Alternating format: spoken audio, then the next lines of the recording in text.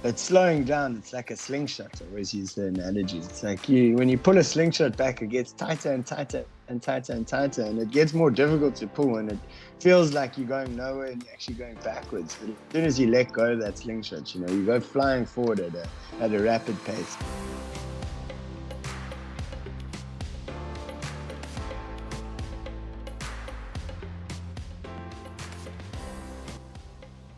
Hello, and welcome to another edition of Expedition Business, where we talk to inspiring entrepreneurs about the highs and lows of their business journey and how on earth they manage to keep the flame of business adventure burning. My name is Christelle Rosley Fenter, your host and the one lucky enough to be talking to Sebastian Daniels, founder of Ground Culture. But before I introduce Sebastian to you, I would like to remind you to subscribe, like, comment, and share this podcast with as many of your friends and family. Without your help, we cannot continue to share the amazing stories of our South African entrepreneurs such as Sebastian. Sebastian Daniels is an entrepreneur in heart and soul, passionate about connecting, supporting, and expanding informal businesses. He is the CEO and founder of Ground Culture, a company that works to connect businesses from the informal market to the formal sector. Sebastian, welcome to Expedition Business. Hi, Christelle. Thank you very much for having me.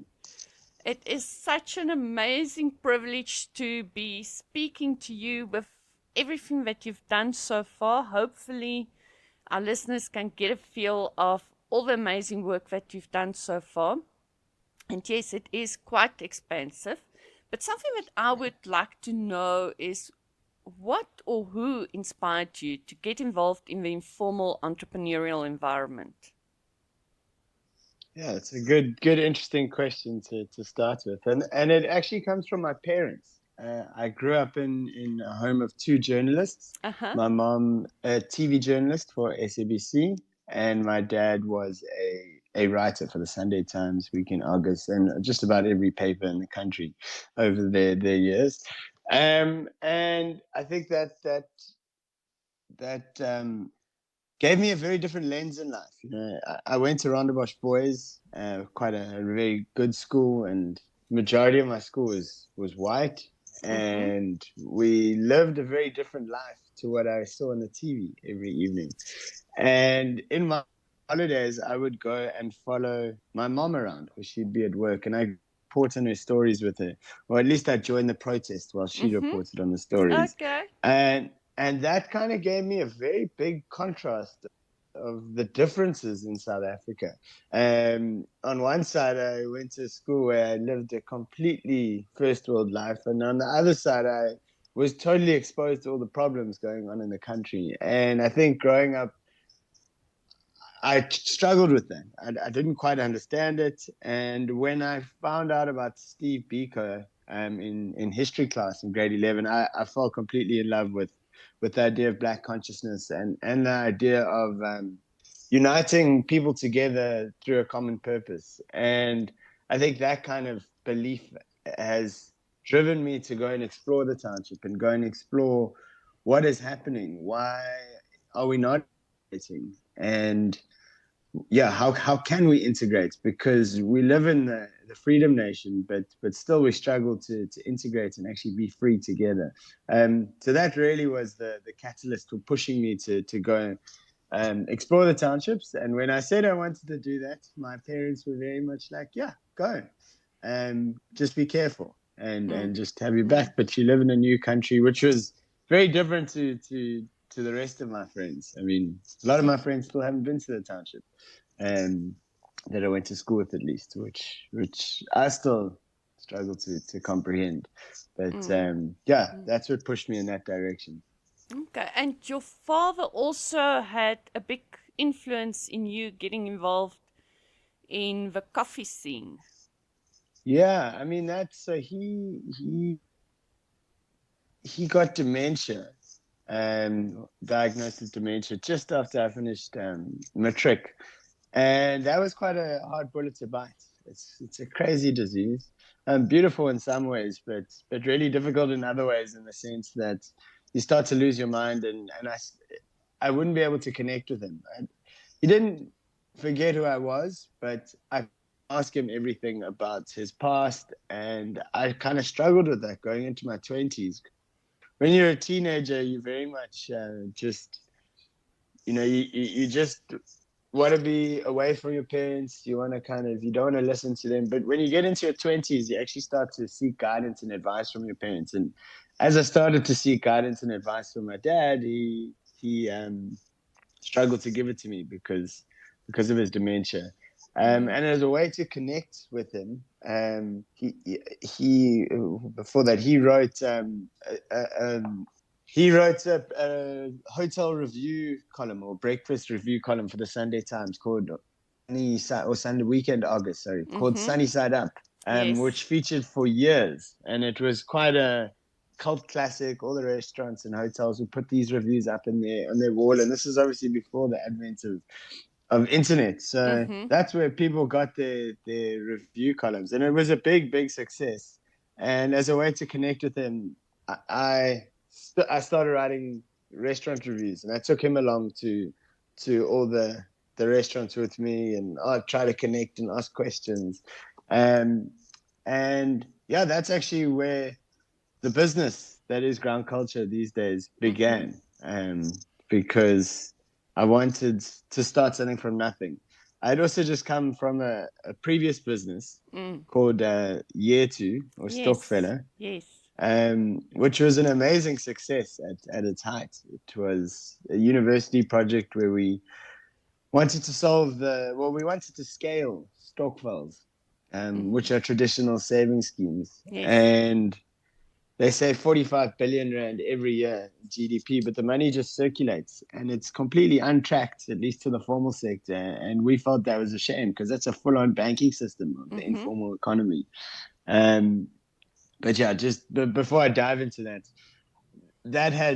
we had massive success of that, pitched to all the banks in South Africa, won multiple pitching competitions, flew to London to pitch in the global pitching competitions, raised 500,000 just winning competitions, and had four investment offers on the table.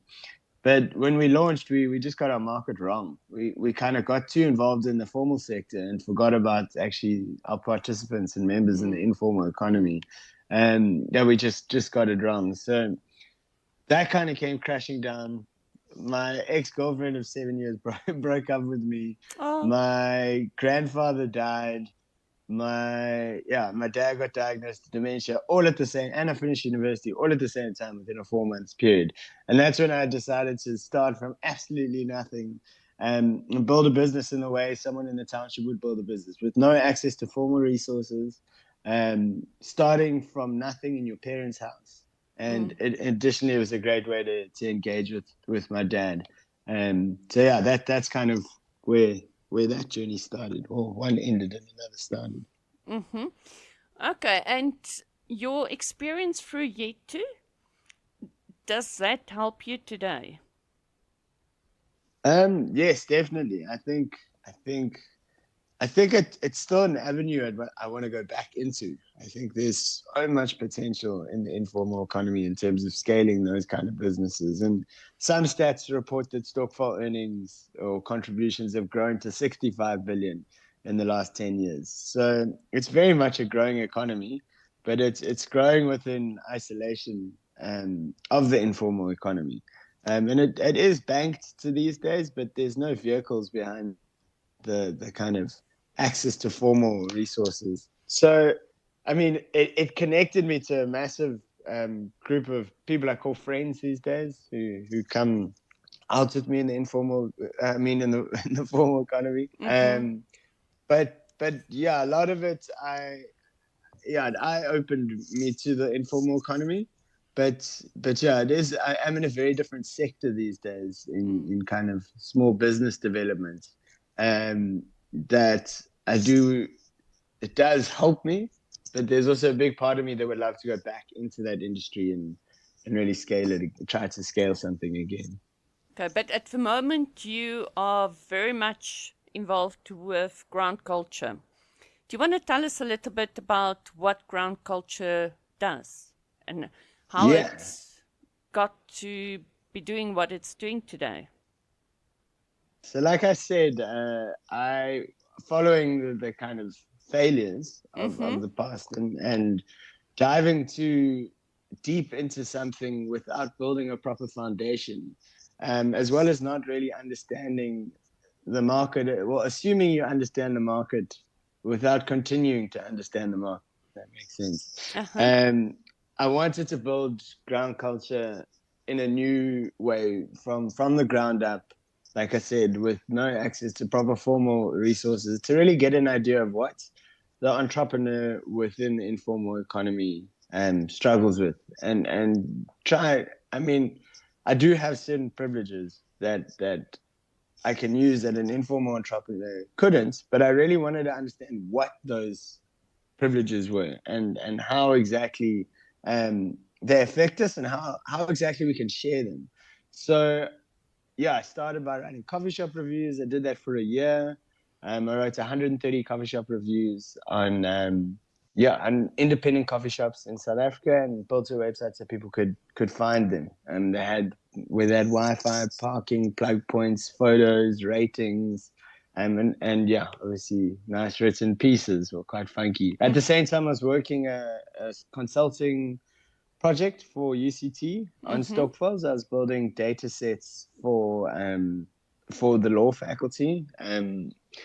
Yeah, I interviewed 20 stock files for an hour long, and I did my thesis in university on the same thing, which we got the class medal for. Okay. Um, yeah, so stock files are still a big part in understanding, and I've done a few consulting projects since. But that really allowed me to go to Khayelitsha all the time. So I made a commitment following this that I would go to Khayelitsha once a week, every week, until I really started to gain a grip of what's going on. And I did that for 2 years up until COVID.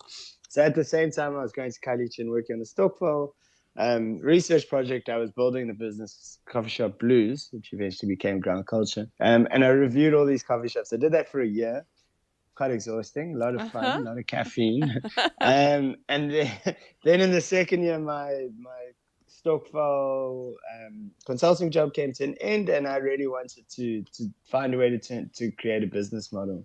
So I started. I've met a few entrepreneurs in Khayelitsha, the one being a honey supplier. His name is Omsakoli Zalani.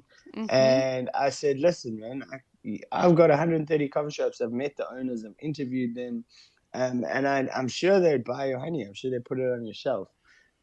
So with him and a few other entrepreneurs, I started going door to door to all the coffee shops I'd visited. I did that for another year, and I built up 75 coffee shops that built bought a range of products from 6 entrepreneurs that I worked with. And the highlight of that was Ubusi honey, Mm-hmm. who grew from 25 kilograms a month, which he was selling to Kalicha and a few other areas around there, to 250 kilograms in just 10 Wow. months. And for me, that was a huge statistic that really showcased the value that the formal sector can play in developing informal Mm. product. And while I did do a lot to go door to door and get it in, I also realized it's not me necessarily. People love the product. People Mm. love the idea of supporting the township. They just often privileged people don't get the chance to do it. It's Mm. not often you see a product like that on the shelf, and I felt that was a huge problem, Mm. um, because that's kind of the thing stopping us is that there's these huge disparities between the formal economy and the informal economy. And there's very little linkage between the two. The formal sector has made some strides to get into the informal sector, but the other way is not really. The informal economy is not making big strides in getting into the formal economy, and that seems like a problem to Mm. me Mm. because you need to build businesses in the townships. You need to have entrepreneurs that are scaling businesses, building factories, investing in infrastructure, bringing financial institutions to lend money there, building track records, and that's not going to happen unless we're building businesses that are selling to the formal sector in the informal sector, if that makes sense to you. Absolutely. Um, yeah, so Okay. But obviously, getting people like Abusi Honey to more companies that can buy his product is only one part of it. Things like logistics, do you get involved with that as well? yeah, so that's I've got that written down here. That's one of the big problems.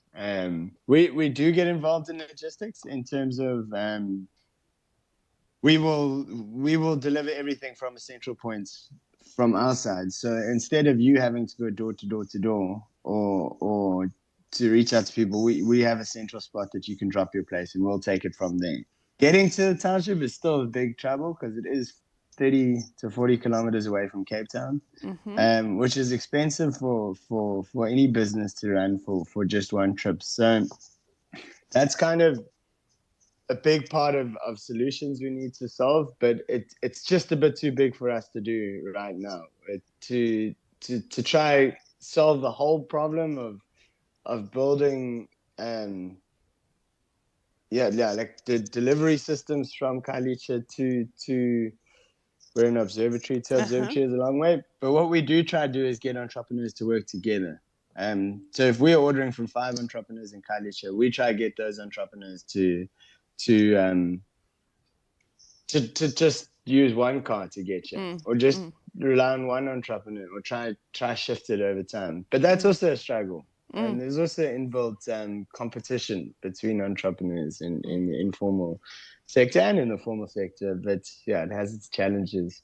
But yeah, we've kind of shifted away a bit from the wholesale model, and not necessarily by choice, but by COVID. uh-huh. Um, because we were doing that, really did well. Like I said, got up to 75 coffee shops, and yeah, selling about 20 products made by 6 entrepreneurs. But then COVID hit, and all the coffee shops closed. Mm-hmm. Um, and yeah, as an entrepreneur, I had to keep food on my table as well. So I had a bit of grant funding from the SAB Foundation, and I used that to build an online store called Ground Culture, Mm-hmm. and that's really where the shift happened. And built that in 3 weeks during lockdown. I actually loved lockdown. It was an amazing time. You could Uh-huh. just focus on one thing. And I really just fell in love with the concept of an online store for township-based products. Um, because that creates access, you know. Mm, And at the time, we were still focusing on small businesses. So I had about 6 township-based entrepreneurs and about 6 formal sector businesses. And we launched and we got 100 orders in the first month, and that was fantastic. Um, and then we continued to grow, but over the next 4 months, kind of, I think we gained quite a lot because none of the formal retailers were equipped yet for online deliveries. But as they got equipped for as 60/60 and the Pick and Pay Bottles app and Woolworths, Woolworths is the online store, they all kind of built infrastructure to catch up to the overload of customers.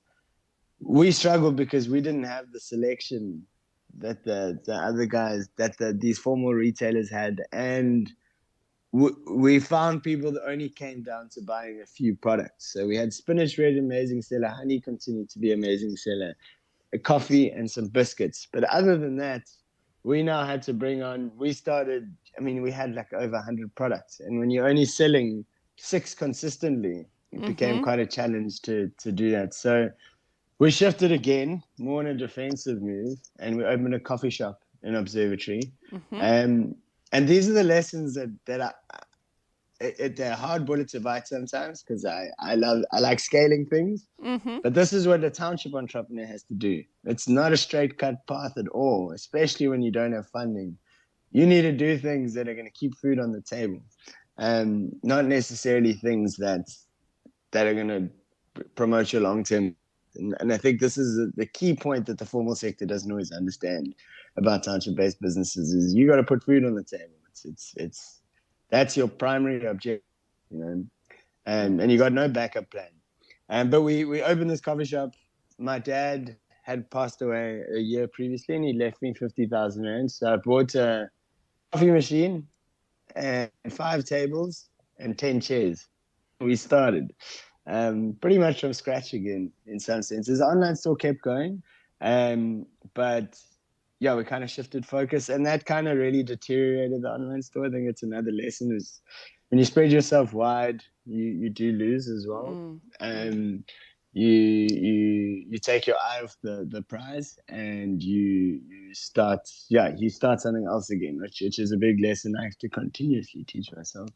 Um, but yeah, I think that's a business basically starting again. That was 2.5 years ago, and that was my real big learning from building as a township based, as far as I could relate to a township entrepreneur, because I only had 50,000 rand. That was it, and that's already a huge privilege.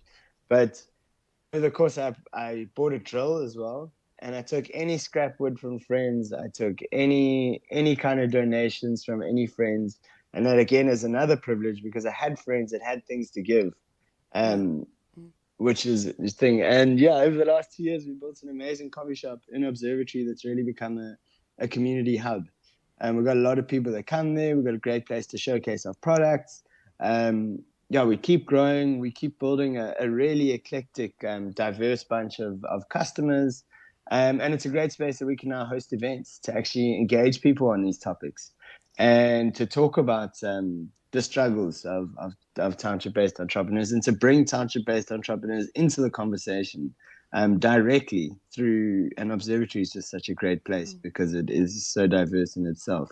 And yeah, and now we're in we've got it, and then lastly got an opportunity to start a co-working space as well. We've got a good deal on a lease upstairs, so we've got a 300 square meter co-working space, which has 14 desks and 2 offices, and it's pretty much fully rented at the moment. So what that does as well is brings in some really great expertise from, we've got accountants, lawyers, graphic designers, SEO specialists. You really got a great wealth of knowledge in the top, in the co-working space, and they pay monthly rental.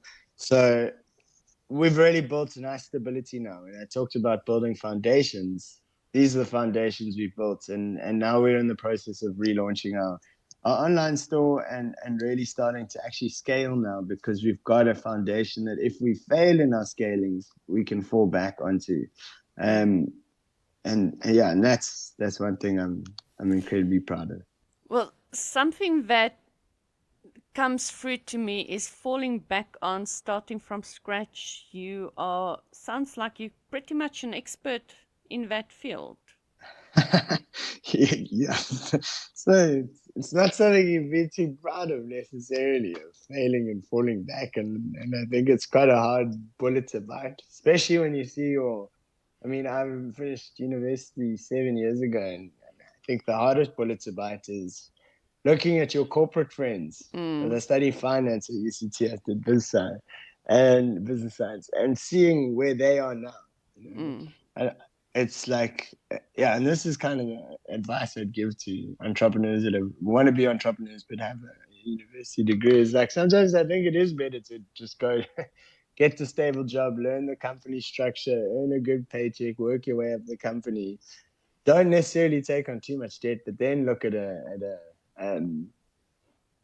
starting something. If you're not 100% committing the next 5 to 10 years to doing something, because you probably are going to fail. You probably are going to have to restart. And it's great in hindsight when you write a book about it when you're 50. But in the 6 years that you have to do it, and you have to start and restart and start and research and build the confidence up. I think that's the biggest thing we don't always factor in, is the confidence knock that it gives to you personally is very difficult to rebuild. It's not always just the fact of rebuilding the thing. You need to rebuild yourself as well. And yeah. So how do you do the rebuilding of yourself? Sure, I'm still figuring that one out. But no, I think it also comes with taking pressure off yourself. And I think like I said, around building foundations, like when you do build foundations, it allows you to take the pressure off yourself, because kind of now I'm at the point where I've just come back from America. I just got the opportunity to go on a fellowship, and where I learned a whole lot, and still a lot of processing, but I was able to go away for 2 months, and my business continued fine, without me. In fact, it actually grew while I was away. Okay. Um, and while I'm still at the stage, the online store is where I want to be, because that's where I can scale the difference to the township, and that's where my passion is, and that's what I want to build. We've got 35 entrepreneurs now that we've identified, from Soweto, Khayelitsha, Kayamandi, Guguletu, Tembisa, so all over mainly Cape Town and Johannesburg. But like, that's where I want to be building. But I think also not beating yourself up too much, and letting yourself just take a breather and recalibrate, and actually just sit down and figure out how to find balance. And now that you've got the opportunity to slow down, maybe you're not exactly where you want to be, maybe you're not exactly there, but slowing down, it's like a slingshot. I always use the analogy. It's like when you pull a slingshot back, it gets tighter and tighter and tighter and tighter, and it gets more difficult to pull, and it feels like you're going nowhere and you're actually going backwards. But as soon as you let go of that slingshot, you go flying forward at a rapid pace. And make sure you pull that thing all the way back, because if you don't pull it far enough back, it's not going to go very far forward. Sebastian, I just want to come back quickly to your discussion on going for a corporate job, maybe first. If you started in the corporate field and you got this big salary, would you ever have gone out into the entrepreneurial field? Yeah, I was having this debate with a friend yesterday, because actually my co-founder from year two, because he went that way. He actually we both failed, and his way was to go work on the yachts. He'd also just finished university, and he worked on the yachts for 2 months, and he came back and he put a deposit on a house, and he then went and now is working a corporate job, and is like a very great company. His name's Tuscan Owen Thomas, and he's really doing well in the blockchain space. Actually, he's working at one of the biggest companies, and he's got a great job, and he's very, very valued there. But we were having this discussion around, so he's gone that way, and he's now built some nice stability. He's he's got some savings, he's got some investments, um, but he's also getting deeper and deeper into that lifestyle, into kind of, we were talking about loans, and that's the biggest thing. If you buy a car on credit, you buy a house on credit, you buy a couch on credit, you buy whatever nice thing on credit, and while you got a job, it doesn't matter, but it ties you into that lifestyle. Whereas I was saying on my side, like I would like, and I was saying, it's, as an entrepreneur, I've struggled now for 6 years, reinvesting every bit of capital into the business, growing it up, living on the bare minimum. But now I'm still I'm not making a lot, but I'm now making money, and I don't want to spend anything, Mm-hmm. um, because I'm used to this lifestyle where I don't need to spend. Um, and yeah, I mean, time will tell which is better, but it is a debate. I think that's I can lock you in. But I have also seen it from some of the fellows on this Mandela Washington Fellowship when I went to America. Um, I was on the business track, and like I said before we started, there were 700 African leaders, from 54 different countries, and only 40 are from South Africa. I think about 200 of these leaders are on the business track. And when engaging with a lot of these business leaders, a lot of them, some of them working for Unilever, some of them are, they're working corporate jobs, but they've had the ability to rise above it and start businesses on the side. Mm-hmm. And, and I think one of the big benefits that, if you can do that, it allows, as long as you're a sharp businessman and people listen to you, it allows you to not get too involved in the nitty gritty in your business that can pull you down. It allows you to not watch the bottom line of your business too much because you know you have a bit of extra capital to float through the hard times.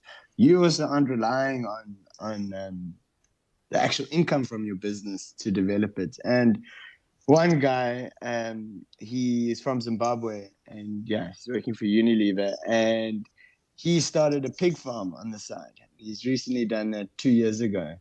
And I mean, Zimbabwe's got a lot of potential, but he was able to build the pig farm on the side, to bring in professional services, to continue drawing his nice salary, and to develop the business on the side without getting too involved in worrying about the bottom line. Because that can really, I mean, I've had it where that can really just put you into a complete spin where you're just worrying about how you're going to make money to pay the bills, to pay your people, and then eventually to pay yourself. Mm-hmm. Whereas he's able to just look at the business factors. He's able to just analyze his business from the outside and bring in the right skills. And he's really developed the business in a really great way. He just sold a whole lot of pigs.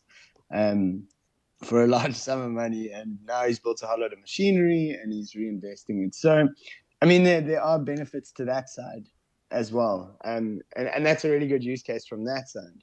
But I mean, there's a lot of good examples of entrepreneurs that cracked it straight out of university, you know. Mm-hmm. So it's not as simple as comparing apples and oranges. I mean, no, it's different, but I think there's also elements to both. But my key thing is, if you don't know, if entrepreneurship's not 100% what you want to do, I definitely recommend going to get a job and working through something and just reinvesting in other things, trying to keep your monthly expenses low, reinvesting, saving, looking for opportunities, because pretty much every entrepreneur that I went to university with, I'm Mm-hmm. pretty much the only one left. There's myself and some other Adam and Davi who started Woodlands, which is world's first biodegradable cigarettes. But they 8 years in their business and they're relaunching again in Germany because the cigarette ban took them down in South Africa. So it's a long journey and you've got to be committed.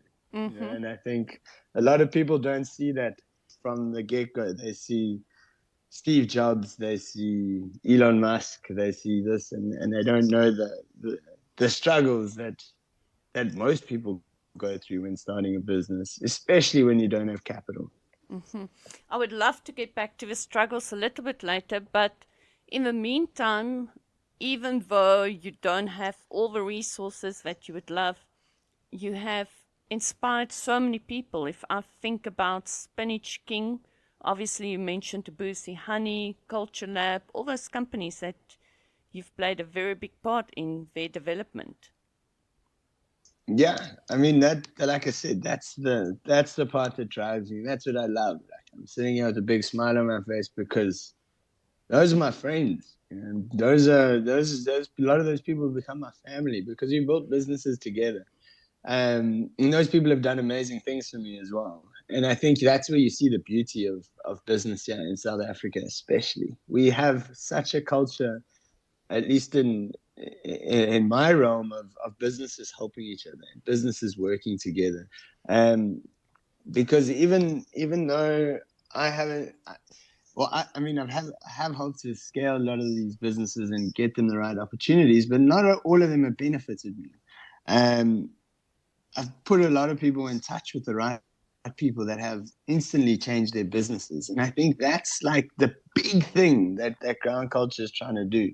We're definitely trying to create income streams for township-based entrepreneurs. And we definitely believe that we need to open the floodgates to get capital to the informal economy.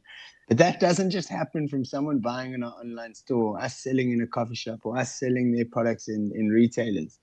That happens from meeting the right person that is impressed by your business, that can see a track record of success and wants to get involved in the informal economy.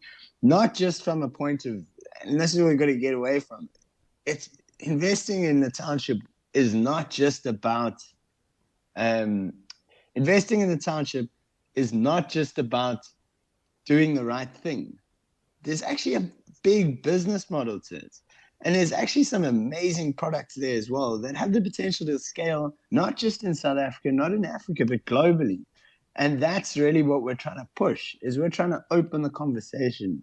When we send our products to people's houses, when people order from us, they don't just get products, they get the full story behind the entrepreneurs. They get an understanding of where these guys have come from, where they are now. They get to try and taste the product. And by doing that, you're breaking the barrier down between someone living in the suburbs and someone living in the township. We've seen it so many times, especially with Sickies. People buy his coffee, they taste it. They've never been to the township before. But after buying his coffee 5 times, now they want to go to Sickies in Kalicha. They want to go check his coffee shop. And that's an amazing thing for me as well, because that's breaking down the barriers that we just put up in South Africa, because it's opening a conversation through a product through a product that's made in the township, which breaks people's stereotypes towards the township instantly. And I've been in a lot of these conversations where people think if it's coming from the township, it's a B grade product, it's a C grade product. It's not for them. But breaking that stereotype is in my opinion, the first way we break down the barriers in South Africa to open up a new conversation. I love the story that you've told of Siggy's coffee, where people now want to go out into the townships. Don't you find that one of the big reasons why people don't go to the townships are they don't have a reason to go there? So you give them a reason, or through the services that you provide to these entrepreneurs, and that could just have a major, major impact all over South Africa if more people have a reason to go and visit the townships. Yeah, I definitely agree. I think that's the biggest thing holding us back, is people don't have the reason. There's also the negative stigma that we just see in the news all the time. People killed, yeah, people killed there, and while it is dangerous, let's not pretend like some areas in the township aren't dangerous. There's so much magic to the township. Like it's an unbelievably loving, caring, fun place. You know, you go and be welcomed with open arms. People in the township also are very, I mean, you'll get your bad apples, but majority of the time when you go to the township, people welcome you with open arms because people are grateful that you're going over the bridge. You're trying something out. People are like, yes, please come. We're going to look after you when you're here. Because most people understand that you need capital to flow both ways. You need people with money coming into a different side of the world. You need people from different cultures coming to learn about other people's cultures, because we're so used to learning about the formal sector culture and other things. But very few times do we go to learn about African culture, and not even African culture, but like township culture. I mean, it's totally different. You don't really even get township culture in the rest of Africa. Townships are very specific to South Africa in a lot of senses. And there's a whole melting pot of cultures that exist within townships that are different from rural areas completely, because it's different people mixing together.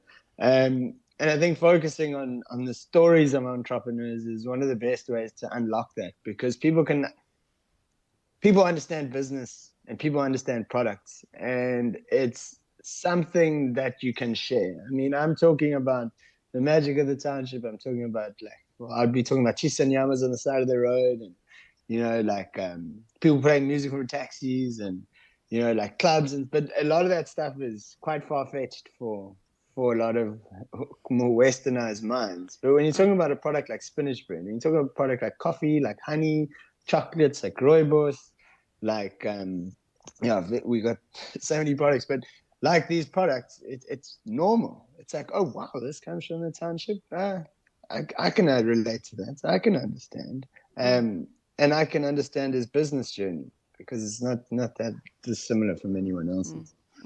Well, lots and lots of energy there, but you've mentioned the struggles that you go through, and it sounds like it is a sort of on a constant basis, you do have challenges. What ways do you use to regroup and re energize yourself and getting through those struggles?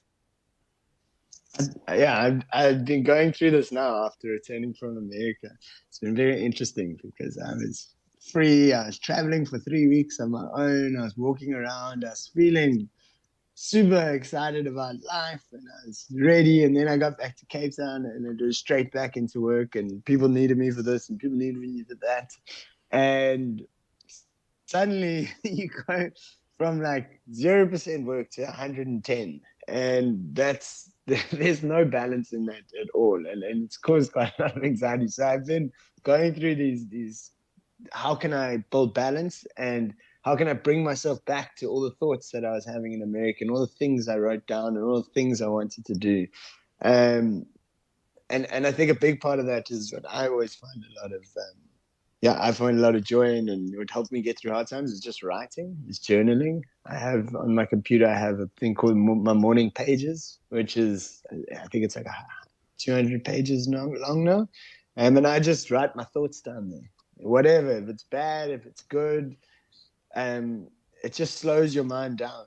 It stops your mind racing, and it gets you just to focus on what's actually going on and brings yourself back to what you need to get done. Because like I said, you when you're overwhelmed, sometimes you can find yourself going in circles.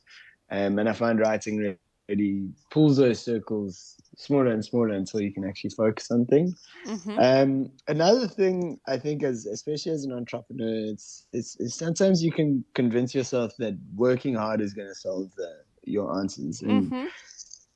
and it can when there's work to do, but if there's not all that much to do, I think the best thing to do is to get out and start talking to your customers and start going to. I've been going to some networking events since I've been back, and talking to people and realizing people are going through similar challenges as you, and connect and they want to understand, and hearing other people's businesses and also getting other people to give comments on your businesses.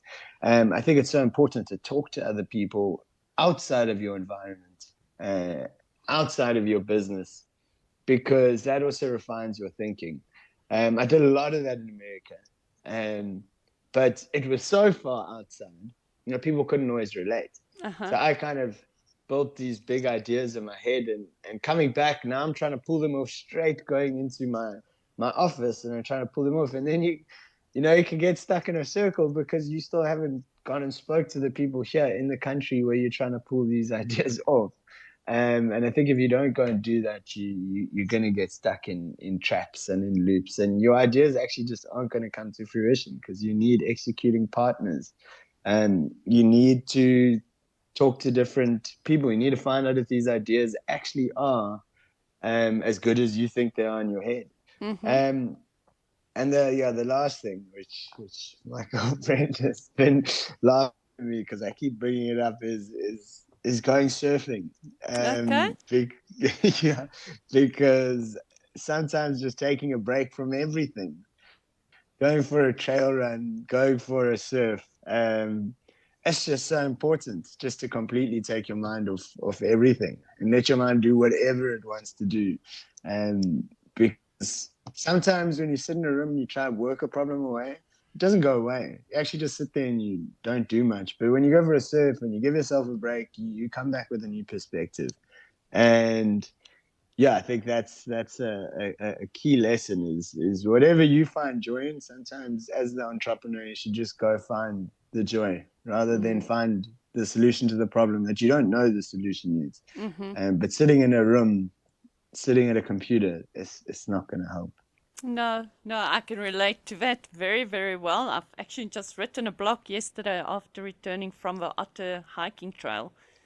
And Yes, yeah, it does make a massive, massive difference if you just get yourself away from your computer.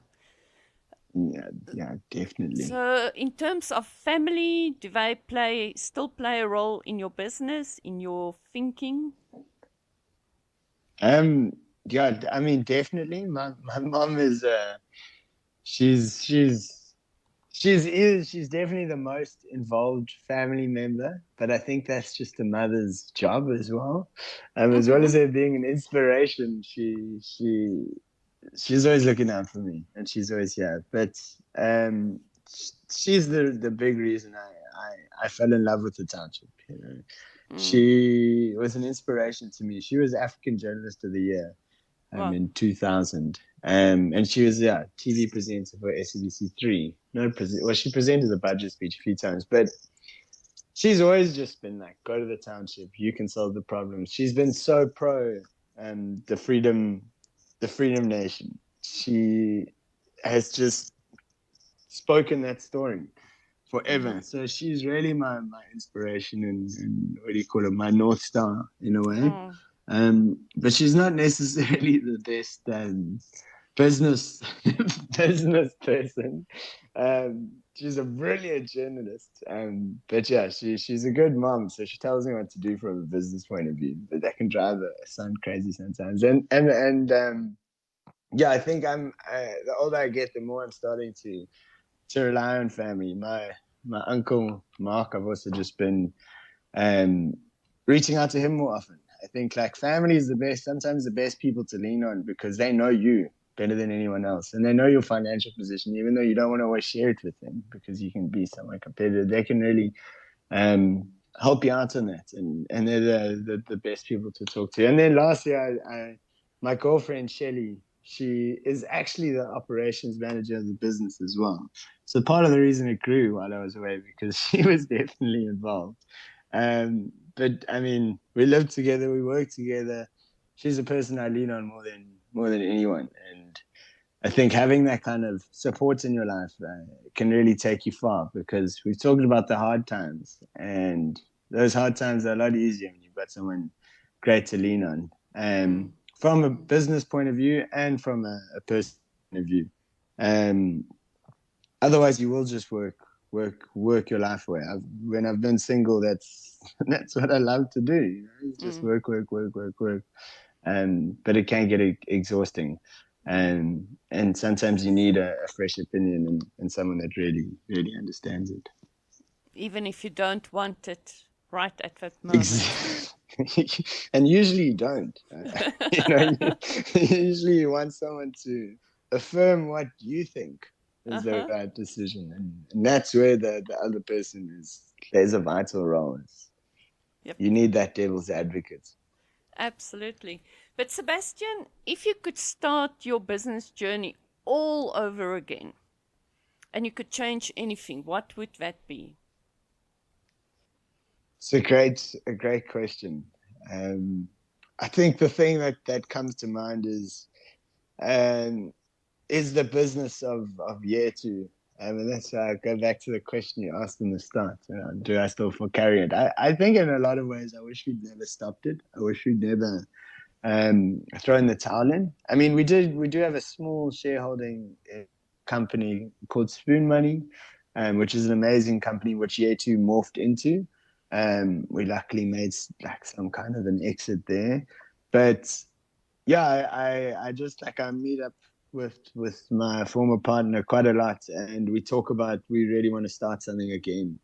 Um, but we only did that business for 2 years, and we were at university, so we didn't really do it at the level that I'm doing ground culture today. But I mean, the potential we had to grow then, and the buy-in from the formal sector we had, and the understanding of the township I have now, done doing all these consulting jobs as well as building a business in a way that a township-based entrepreneur would build a business really on the edge. Obviously, with the privileges, a lot of the privileges are, but yeah, I would love to have stuck it through and continued that journey because I think 2 years is too short. I'm on 5.5 years now with this business, and I still kind of feel like I've got a bigger foundation than that business did, but I'm still reaching for.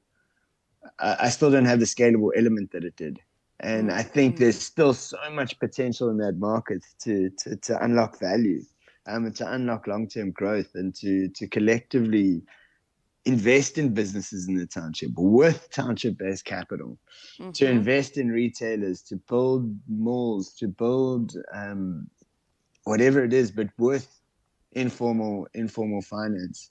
Um, and the best thing about formalization, I didn't really talk too much about this, but the best thing about formalization, actually something like stokvel money or property finance in the township, is once you formalize that and once you've got a track record of it, the formal sector loves to give money to things with a track record, and it's got a lot of money to give. And that's what really separates South Africa from the rest of Africa, is we've got this beast of a formal sector, and we've got these big problems, and we've got this big informal sector. And when you combine problems, the resourcefulness of the informal sector, and the capital and kind of financial instruments of our formal sector, here is just so much potential for growth. But it really starts in understanding the informal economy and understanding the perceptions of people on the ground. So I'd love to, if I were to change something, I think I would have continued with that and really struggled through it, because we had investment offers on the table. We had launched, and our launch had failed, but the amount of times I've failed now and persevered forward makes you Mm-hmm. really think, like, why did we didn't give up after one failure, but we still wanted to see the world. We still Mm. thought there was a lot more out there. And we still will launch something in that space again. But the older you get, the slightly more complicated it gets as well. I mean, I'm still 29, so I'm not old, but Uh-huh. but but life does get a little bit more complicated, and your confidence weirdly gets a little bit more affected. But it's kind of knowledge, confidence, and what's the other thing? And like just wanting to shoot for the stars, and Mm. knowledge. I Mm. feel like they have an inverse relationship, or wisdom and shooting for the stars, in a weird way. Because when you're Mm. naive, you're like, I got it. We're gonna be billionaires. When you get older, you start being like, it's a lot harder than you think it is. Mm. And Mm. so, yeah, I wish I had that naivety in a way. But speaking of thinking that you're going to be a billionaire, don't you find that the problem with people that you're trying to help, that they see going into business as a way of getting instantly rich? Yeah, yeah, that's yeah. I do think so. I do think that's a problem. Um, because even the perception of myself, when people see it on Instagram or they see it on LinkedIn or whatever I share, people are always coming up to me being like, wow, you do such amazing stuff. And like, people have the perception that you're super wealthy all of a sudden. Uh-huh. They don't. And because we have these success stories of these insanely wealthy people, the general person that's not an entrepreneur doesn't understand the real toughness of entrepreneurship, and how cash is often locked away and reinvested, and it's not coming out anytime soon. Um, and I think that kind of perception makes it even harder for an entrepreneur, especially from the confidence point of view. Mm. I think it's hard when you're struggling, and yes, you're growing, and yes, I've had success, and yes, I'm proud of what I've built, but it's difficult when you're going through a hard day and you're struggling, you're trying to figure. When I say struggling, I more mean just in your mind. And Mm-hmm. people come up to you and they're like, wow, you must be doing so well, like da da da da da. And you kind of got to fake it a bit. You got to be like, yeah, it's great. But it's tough in a way. I mean, it helps in other ways. You're like, yeah, cool, pump yourself up a bit. But it's also tough to kind of, especially like in the darkest days, maybe 2 years ago, just as I started the coffee shop again, Uh-huh. people would be like, wow, you got a coffee shop, you had that online store, you took Rachel Khaleesi to Kailicha, you were in Forbes, like you are rocking it, my bro. Yeah, and you're like, yeah, I'm doing great. And you kind of, yeah, it's tough to fake it through those times, because people see you in Forbes and they think, oh, this guy's made it. Uh-huh. And he must be a millionaire now. And you're like, no, not there yet. Uh, you've mentioned confidence a couple of times. And when I see you, and you sort of talked about it now, when I see you on the videos and wherever and in Forbes, It doesn't look like you've got a confidence problem at any point in time. Yeah, I think this is my like I've never thought of myself as having a confidence thing. It's been something coming in America, and a lot of kind of comparing myself to these other amazing African people, and kind of thinking. I had the first time to reflect over the past 5 to 10 years and what's all happened. And I think a big part of confidence, and I spoke about it earlier, is like I've been at my desk, I've been on my own building this whole thing without really going outside and talking to people. Whereas when I did that previously with year two, and even with the online store initially, and when I was going door to door selling the products, I was so out and engaged with people and telling people what I was doing and refining my pitch and getting feedback and getting a lot of affirmation. But since kind of then, I've been very much literally building the shop with and keeping quiet, wanting to build something that I can be proud. And I think that's almost given me a confidence knock in a way. Mm, You would think it's the opposite way around, but mm, I haven't been out there, haven't been telling people what I'm doing, I haven't been seeking feedback, I haven't been actually driving to push things in a way.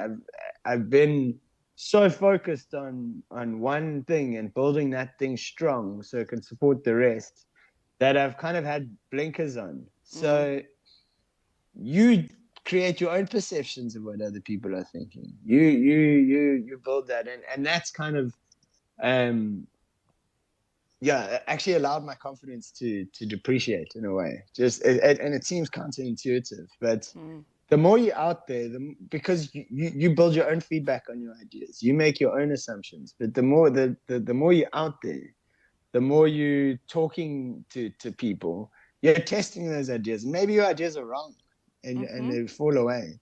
That's fine. Then you come up with another idea. Or you build on that idea and you adapt it and you test it again. And eventually you start getting closer and closer to something. And that intrinsically builds your confidence. mm, Whereas when you're stuck at your desk or you're building or you whatever, it you start doubting your own ideas because you mm, have so many in your head mm-hmm, that you don't know which one to pick. Um, and I think, yeah, that's a big lesson that I've really tried to teach myself coming back is I need to get out there. I need to talk to people. I've got a lot of great ideas. I've got the foundations now. I've got corporate clients. Corporate gifting is a big thing we do, and that's really where we want to grow. We do amazing staff gift bundles, and we do amazing client gift bundles. Um, but I'm not going to succeed by doing that in a room, by mm-hmm, messaging people purely on LinkedIn. I need to get out there. I need to go to networking events. I need to talk to people. I need to share my story, um, because it's about the entrepreneurs in the township, and I can't convince people of that sitting in an office mm-hmm, building a table. It's not the same level. It's getting out there, refining, or pitching, refining, build, measure, learn, which is the cycle from the lean mm, startup. mm, It's very mm, much around that. You got to measure and you got to learn. You mm, can't just build. mm. Speaking of building, what would be your metaphorical mountain that you still want to climb within the next 3 to 5 years? Metaphorical mountain. Yes, What? not the table mountain that you run out on the trail once. Where would your big goals, big aspirations lie Hmm. in future?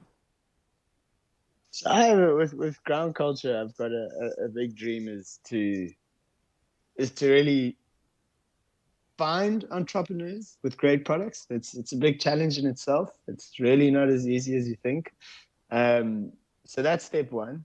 I'd love to find in 5 years. I'd love to be working with 2 to 500 entrepreneurs. Um, and of those 2 to 500, I'd love to have scaled 20 200 times. So taking their businesses, their small products, scaled them completely through our subscription models, corporate gifting, whatever our channels are, as well as getting them to spas and retailers and whatever. So I'd say 20 to 30 Mm-hmm. have scaled massively. I'd say like 50 to 100 must have 10 times, but 20 to 30 I'd like to have almost 100 times, and actually invested in 10 of them. So I'd love to start a venture capital firm with people's money and invest in these early stage entrepreneurs. Um, I'm considering doing it through a non-profit model. Mm-hmm. So it can continuously reinvest and develop entrepreneurs in the township, and all the money comes back, or starting a non-profit wing that purely just develops the entrepreneurs and raises funding to develop, and keeps the venture capital side as a venture capital piece that actually invests in the successful ones. And I think there's really an amazing model for finding, developing, unlocking the value, and reinvesting in successful entrepreneurs. And I'd love to create a platform that like I said, identifies, develops, grows and scales, and reinvests in successful ones, because that's the only way we're going to unite South Africa, is Mm-hmm. by building, developing businesses in rural and township areas in South Africa, building new cities, building new identities. We can't have our towns crumbling like they are. We need to be finding products in those towns, finding resources in those towns, developing products. We're using farming. We've got like pretty good mining apart from Transnet and whatever, but Uh-huh. we need to be processing our products ourselves. And we need to be processing them in areas close to where they're made, so that those people there can benefit, and can develop the GDPs of their towns. And like I said, we've got amazing people in the township and the informal economy with amazing ideas, amazing products, and amazing hustlers. And we've got an amazing formal sector, which is futuristic, first world, has a lot of capital, knows a lot about business, competes internationally. We're just not pairing those two properly. And I believe I can build a bridge that pairs those beautifully, and develop and generates nice returns for the formal sector, but builds businesses, entrepreneurs, factories, and employs people in communities where it's needed most. Well, if I listen to all your energy and about business in South Africa, it doesn't sound like you are planning to immigrate anytime soon. No, no, not at all. No, I mean, I love South Africa, but I love Africa as well. So I think if I had to immigrate anywhere, it would be somewhere within Africa to unlock the value there. But like I said, on foundations, I want to build my foundations here first.